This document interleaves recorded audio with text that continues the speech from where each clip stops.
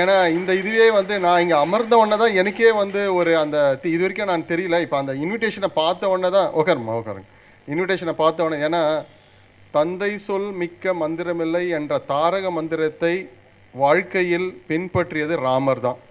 அதே ராமர் வந்து தசரதர் வந்து தன் மகனை 14 வருஷம் காட்டுக்கு போன்னு சொன்ன உடனே மறுபேச்சு எதுவுமே இல்லை.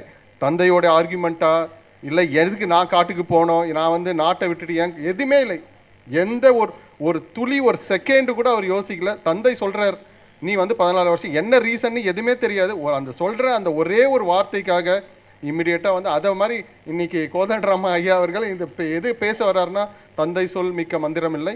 இப்போ சார் வந்து சக்திவேல் முருகன் சாரும் சொல்லியிருக்காரு. பட் நம்ம வந்து பார்க்க வேண்டியது எல்லா தந்தை சொல்லும் மிக்க மந்திரம் இல்லைன்னு ஒத்துக்க முடியாது.